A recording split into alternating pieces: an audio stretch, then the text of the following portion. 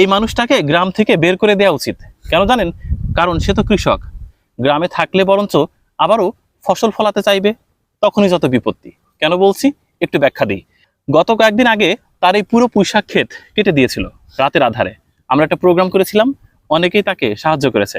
এর মধ্যে একজন অভিজ্ঞ কৃষক তিনি বললেন যে এই গাছগুলো আবারও বাঁচিয়ে তোলা সম্ভব। তিনি আমাদের সাথে আসলেন এই জমিতে এবং দেখিয়ে দিলেন কিভাবে এই গাছগুলো আবারও বেঁচে উঠবে।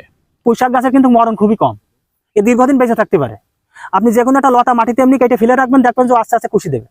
তো সেই হিসেবে আমরা যদি লাগাই তাহলে কুশিটা আরো দ্রুত দেবে, এটাই হচ্ছে বিষয়।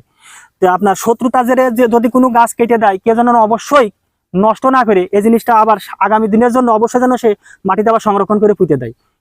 এই মানুষটা রোদের মধ্যে সেই কাজটি আবার করলো, অর্থাৎ পুনরায় এই গাছগুলো রোপণ করলো।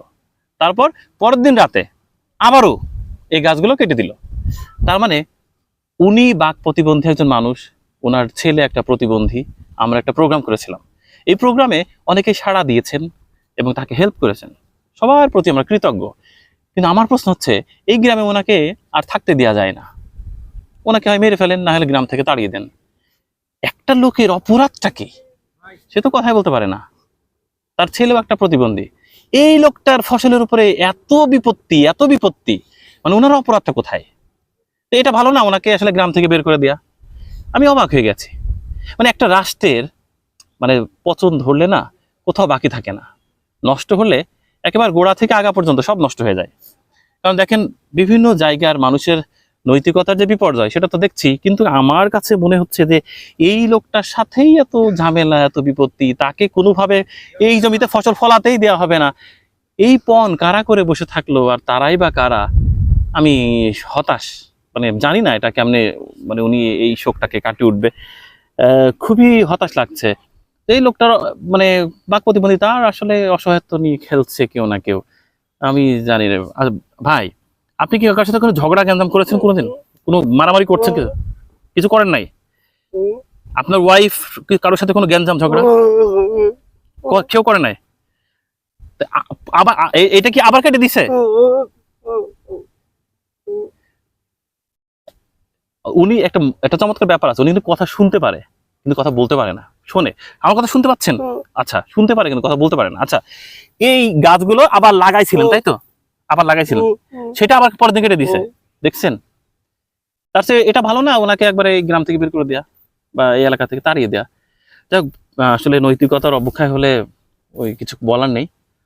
আমরা বিষয়টা আবার জানালাম এই কারণে, তার যে বা যারা এটা করছেন তাদেরকে একটু বিনতি করে বলছি, লোকটাকে ফসল ফলাতে দেন। এই পুরো এই পুঁইশাকের জমিতে মেচুর উৎপাদন হলে উনি একা খাবেন না, তো বাজারে নিয়ে যাবেন, আমরা সবাই খাবো। তো উনার একার জন্য তো এগুলো করছেন না। তো একজন কৃষকের বুঝলাম ওনার অনেক অপরাধ, অনেক ভুল ভাল, যাই হোক আমি জানি না ওনার কি অপরাধ, তবুও অন্তত ফসলের সাথেই শত্রুতা বন্ধ করুন। উনি আবার এখানে অনেকের সহযোগিতায়, এই দেখেন এখানে আবার এটাকে ছিম লাগাবেন, ছিম লাগাবে জমিতে, সেটা আবার যত্নার্থী করবে। ওনার নিজের জমি নাই, এইটুকুখানি জমি বংশের ভাগের ভাগ পাইছে, এবং সে হচ্ছে অন্যের জমিতে কাজ করে, সারাদিন কামলা দেয়, বিকালে সে জমিতে কাজ করেন। তো আর মানুষের একটু হেল্প করছে, যা অনেকে হেল্প করছে, যে তার এত ক্ষতি হয়েছে একটু হেল্প করছে সামান্য। তো সেইখান থেকে সে আবার ঘুরে দাঁড়িয়েছে। তো দয়া করে তাকে ক্ষেত ফসল ফলাতে দিন, সে যেই হন। আর আসলে আল্লাহ সবাইকে হেদায়েত দান করুক। আমি জানি না কে, আমি বেশি বলে ফেললাম কিনা জানি না। আমার কথাই যদি আমার শত্রুও কষ্ট পান, আমি করজোরে মানে ক্ষমা প্রার্থনা করছি। কিন্তু আসলে আবেগটা সামলাতে পারিনি, তাই হয়তো বা একটু বেশি বলে ফেললাম কিনা। কথার লিমিটেশন থাকা উচিত। ধন্যবাদ জানাচ্ছি সবাইকে। আমি বেশি বলে থাকলে বা কারোর আঘাত লাগলে ক্ষমা প্রার্থী। কিন্তু আসলে আমার কাছে মনে হয়েছে কি, যে লোকটার অপরাধ আমি খুঁজে পাইনি, হয়তো আপনারাও পাননি। এই মহল্লার অনেকের কাছে শুনলাম, সবাই বলছে না ও তো আসলে কথাই বলতে পারে না। কিন্তু এই ফসলগুলো নষ্ট করাটা আসলে আমার মনে হয়, যাক ভালো হয়েছে যে আপনারা এখন আবার নতুন করে সিম গাছ লাগাইছে, যে কাটছেন আবার হ্যাঁ এসে আবার সিম গাছ কেটে দেন। তাছাড়া কি বলবো, তাছাড়া পথ নাই তো। সবাই ভালো থাকবেন এবং ওনার জন্য দোয়া করবেন। আশা করছি যে আল্লাহ সেই মানুষটাকে বা সেই জানি না সে কে, যদি সে দেখে থাকেন, আমি বলছি আপনি প্লিজ স্টপ, এনাফ। আপনার রাগটা এখনো কি কমেনি? কমা উচিত, ও যথেষ্ট হয়েছে।